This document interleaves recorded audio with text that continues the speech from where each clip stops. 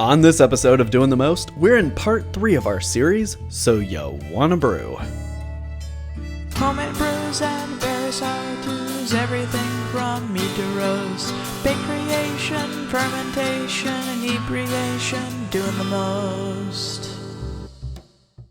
Fermentation is as complex as it is rudimentary. Getting started can feel like a complete whirlwind from the first moment you type it in the search bar.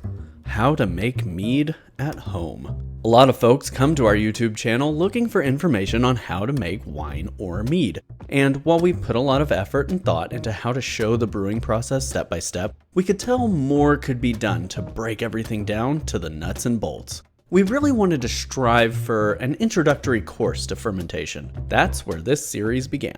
You may want to check out the first 2 videos in the series on homebrewing equipment and microorganisms respectively. In this episode though, we're talking about the fermentation process itself.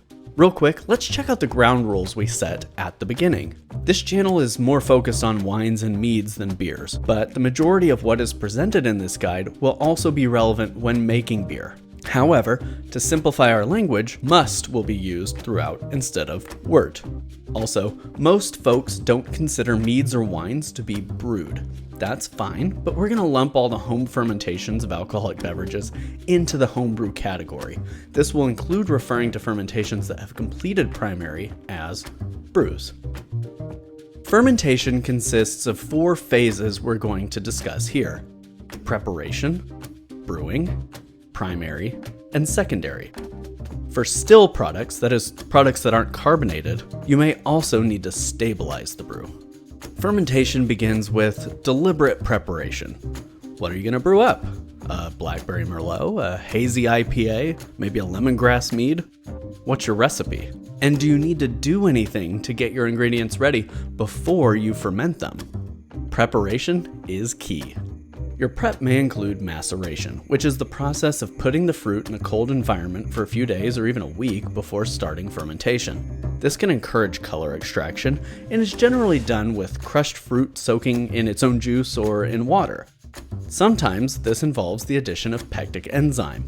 Pectic enzyme is a powdered enzyme which physically destroys pectins. Pectins make up the fleshy part of most fruits. Pectic enzyme works great for breaking down fruit for improved juice extraction, and particularly in fruit wines and ciders, it can lend to a product that clears easier. Pectin haze can be a frustrating problem. So if you've got pectin-rich fruit, use some pectic enzyme. Your prep may also include a yeast starter. While not absolutely necessary, it can help to ensure good yeast counts and a healthy colony. A yeast starter can be as simple as slowly introducing some must to your yeast bit by bit and whipping in some oxygen. Or it can be as complex as using a rehydration nutrient like GoFirm and a stir plate to really whip it into action. It's important to plan for your prep and how much time you'll need.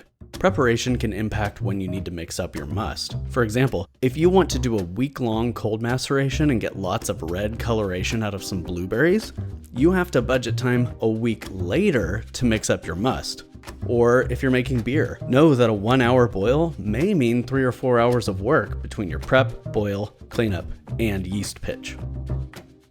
Once prep is complete, you're ready to mix up the must, or brew your brew. Remember now, everything that touches your must should be sanitized. Your must is the liquid to be fermented. For wines and meads, the must typically gets mixed up in the carboy. In a wine, this means grape or other fruit juice and sometimes added sugars. For meads, this is the water, honey, and any other adjuncts to be added, like herbs or spices. In beer making, this must is called wort, and it comes together in the brew kettle during the mash, sparge, boil, and sometimes in the carboy at yeast pitch, like if you're adding adjuncts you didn't want touched by heat.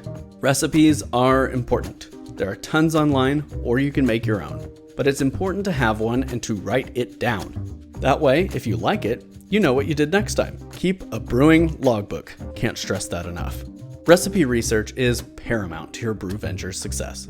For example, wondering how much nutmeg to use? Google it. Someone else has experimented with it and will have a recommendation. Really deliberate on your recipe. Make sure you have all the ingredients before you start mixing up your must, and make sure your ingredients are fresh and high quality. You get out what you put in.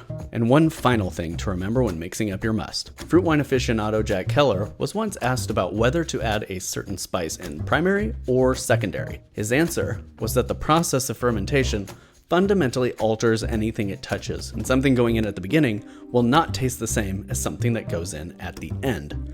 Fermentation is a wonderful and seemingly magical process, but only experimentation will tell you if you like the taste of, say, cinnamon once it has endured the fermentation process. You may prefer your cinnamon, or whatever other adjunct, added in secondary or even after stabilization.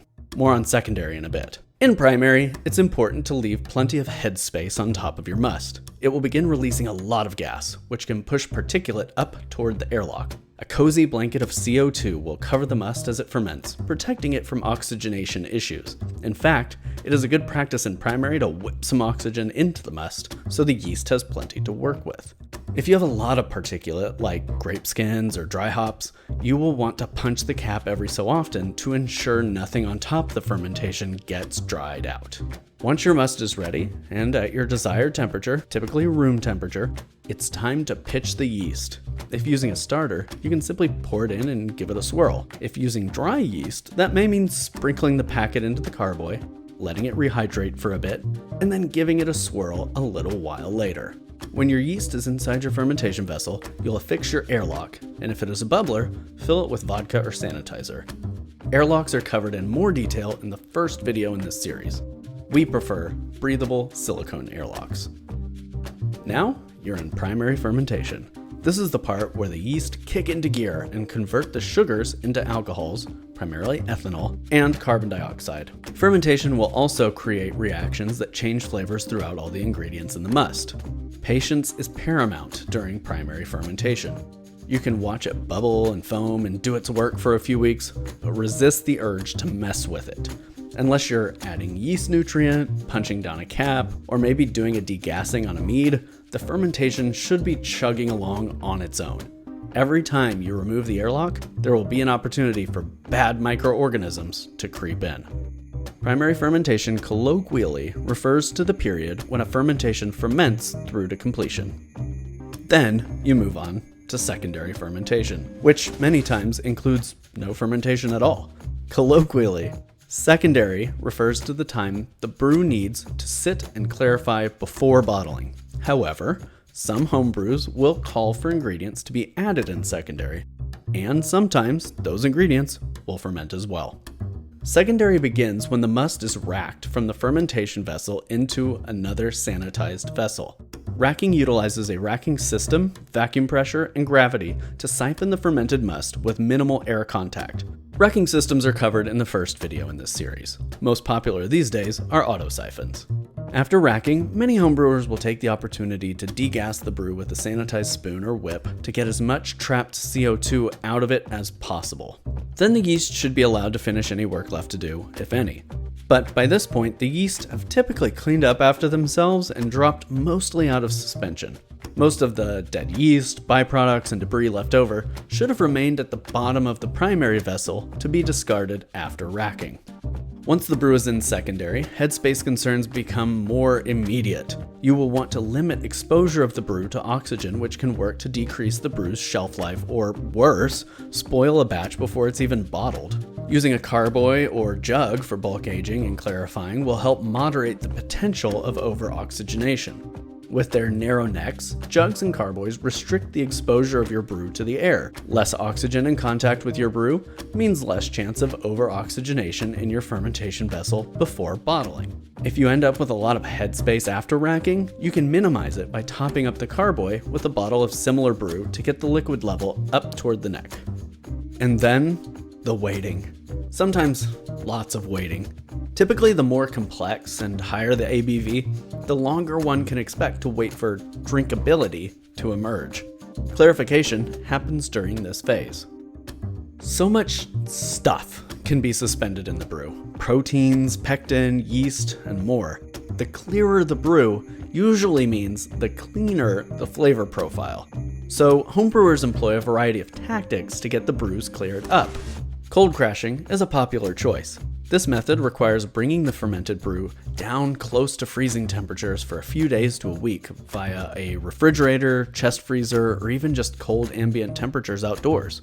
Yeast and some proteins will precipitate out at colder temperatures, sort of like how we slow down the colder we get. Cold crashing can help clarity considerably. Sometimes fining is a good choice. Fining involves adding polarized molecules to the fermented brew, which will bond to suspended molecules, make them heavy, and drop them out of suspension. Some popular choices are bentonite. Bentonite is a clay created by volcanic ash. It is absorbent and binds to the particulates, making the fermented brew hazy. Once it binds to the particles, it will eventually fall out of the brew. Sparkaloid. Sparkaloid is a hot mix proprietary fining agent which is effective against a wide range of hazes. Sparkaloid carries a positive charge, so it bonds with negatively charged particles, removing them from the brew. Sparkaloid is inexpensive and very effective. Superclear. Superclear is a two-stage homebrew clarifying kit. It contains 2 pre-mixed pouches. These pouches include Kieselsaal, a negatively charged fining agent made from silicon dioxide, and chitosan, a polysaccharide made from the chitin shells of shrimp and other crustaceans. The fining process works by creating both strong negative and positive charges in the brew, which allow for large yeast clumping and a typically speedy clarification. 2 chemical compounds are typically used to stabilize a homebrew product. If you're creating a product that will be still in the bottle, aka not carbonated, you might consider stabilizing the brew so that fermentation cannot kick off again, particularly if you will be adding fermentable sugars like honey or sucrose to back sweeten. You want to avoid the potential that any remaining yeast will reactivate and restart the fermentation process. Remember, just because it's clear doesn't mean there aren't yeast still in there. Suspended yeast and fermentable sugars can create bottle bombs. The 2 chemicals typically used in tandem to stabilize are potassium sorbate. Potassium sorbate is added at the end of fermentation to ensure that the fermentation is halted. It is a preservative that stops yeast from reproducing, which contributes to the prevention of any renewed fermentations. Potassium metabisulfite. Potassium metabisulfite is an antioxidant that helps remove free oxygen suspended in the wine. It's available in a form called Campden tablets or as a powder. Eliminating oxygen suspended in the wine helps to prevent spoilage and deprive microorganisms of a crucial element needed for their synthesis process. No synthesis means no restart to fermentation. So, using potassium sorbate to stop yeast from reproducing, together with potassium metabisulfite to stop yeast's synthesis, effectively stabilizes a brew from further fermentation. Whew. Well, that's it for part 3 of So You Want to Brew. What tips and tricks would you give to first-time fermenters? Let us know in the comments. The process seems so simple, but can be executed in seemingly endless different ways. You can find us on Instagram and Pinterest at doingthemostok, and check out our website at doingthemost.org. To stay tuned for part 4 in this series, hit that subscribe button so you won't miss it. Thanks for watching. See you next time when we talk bottling.